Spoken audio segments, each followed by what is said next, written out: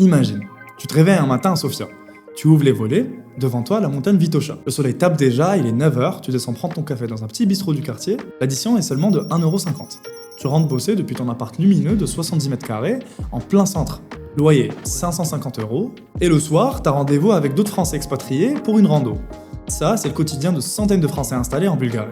La Bulgarie, c'est encore un angle mort pour beaucoup de Français. On pense Europe de l'Est, on pense froid, on pense compliqué. Sauf que la réalité est très différente.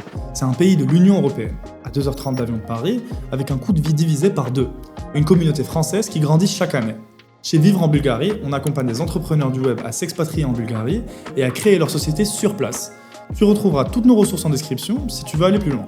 Rentrons directement dans le vif du sujet. Première chose à savoir, en tant que citoyen européen, tu n'as pas besoin de visa pour vivre en Bulgarie. Tu poses tes valises, tu t'installes, point. Les 3 premiers mois, t'es tranquille. Après, tu dois faire une demande de certificat de résidence, c'est une formalité administrative.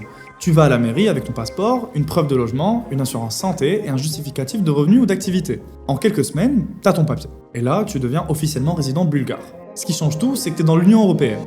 Donc pas de douane, pas de complications pour tes colis Amazon, ton matos de travail, tes allers-retours en France. Tu gardes ton compte bancaire français si tu veux. Tu peux même utiliser ta carte vitale pour les urgences avec la carte européenne d'assurance maladie.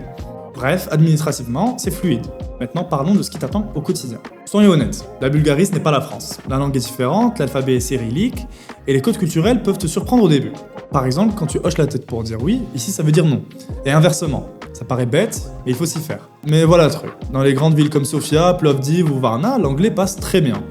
Les jeunes bulgares parlent souvent anglais couramment. Et dans les commerces du centre, tu te débrouilles sans souci.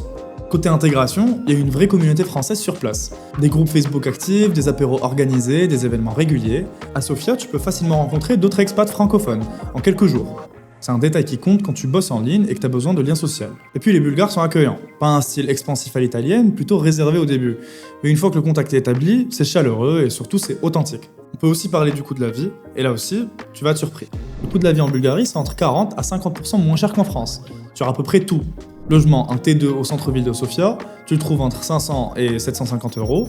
À Plovdiv ou Varna, c'est encore moins, on parle de 300 à 400€ pour un appart correct. Pour les courses, un caddie hebdomadaire pour une personne coûte 30 à 40€. Les fruits et légumes sont locaux, souvent bio, sans label, et vraiment pas chers. Le pain, le fromage, la viande, tout est abordable. J'ai déjà fait une vidéo sur le coût de la vie en Bulgarie, donc je te laisserai la regarder. Bon, sinon, je sais ce que tu te dis. C'est bien beau tout ça, mais moi, sans mon camembert et mon saucisson, je survis pas. Rassure-toi, t'es pas obligé de faire une croix sur tes classiques. À Sofia, t'as des supermarchés comme Kaufland ou Lidl qui ont des rayons internationaux. Tu trouves du Brie, du Comté, du Roquefort, pas la même variété qu'à Carrefour, mais de quoi tenir. Pour la charcuterie, il y a du jambon cru espagnol, du saucisson italien, c'est pas du terroir auvergnat, mais ça fait le taf. Si t'es vraiment en manque, il y a des épiceries fines spécialisées dans les produits français et européens. À Sofia, t'as des adresses comme l'épicerie française et certains rayons chez Fantastico qui proposent des trucs plus pointus. Foie gras à Noël, vin français, moutarde de Dijon, ça coûte plus cher qu'en France, évidemment, mais c'est disponible. Et puis soyons honnêtes, la Bulgarie a aussi ses pépites. Le sirène, c'est leur feta locale. Le loukanka, c'est un saucisson sec bulgare qui envoie. Le yaourt bulgare, c'est une tuerie. Tu découvres des trucs et tu finis par kiffer. Bref, tu vas pas mourir de faim, niveau gastronomie, promis. Là où ça devient vraiment intéressant, c'est le cadre de vie. La Bulgarie, c'est un pays de nature. Montagne, mer Noire, forêt, lac. En 30 minutes depuis Sofia, t'es en rando sur le Vitosha. En été, tu descends à la mer en 4 heures de route. L'hiver, tu skis à Banjko pour 3 fois rien. Le climat est continental. Été chaud, hiver froid, avec de la neige, mais globalement ensoleillé. Bien plus qu'en France du Nord. Côté sécurité, c'est très safe. Sofia est une capitale tranquille, tu peux te balader la nuit sans stress, les agressions sont rares, le taux de criminalité est bas comparé à beaucoup de grandes villes européennes, et puis il y a un truc qu'on sous-estime souvent, le rythme. La vie est plus lente ici. Moins de pression, moins de courses, les gens prennent le temps, ça se ressent dans ton quotidien d'entrepreneur. Tu respires. Honnêtement, c'est un confort mental qu'on ne chiffre pas, mais qui change tout. Bon, faut être honnête aussi sur les difficultés. La barrière de langue, c'est réel hors des grandes villes. Si tu veux aller vivre à la campagne ou dans des petites villes, apprendre quelques bases de bulgare devient nécessaire. L'administration bulgare peut être lente, parfois kafkaïenne. Il y a des moments où tu vas devoir prendre sur toi, mais rien d'insurmontable quand tu es bien accompagné. Le système de santé publique est moyen, pour des soins courants ça passe, mais pour des trucs plus sérieux, beaucoup d'expats préfèrent aller dans le privé ou rentrer en France. Du coup, une bonne assurance santé internationale est recommandée. Et puis la Bulgarie, ce n'est pas Paris, niveau culture est sorti. Il y a des choses à faire, des événements, des concerts, mais il ne faut pas s'attendre au même foisonnement. Ceci dit, pour un entrepreneur du web qui bosse depuis chez lui et cherche un cadre de vie agréable sans se ruiner, ces inconvénients sont largement compensés.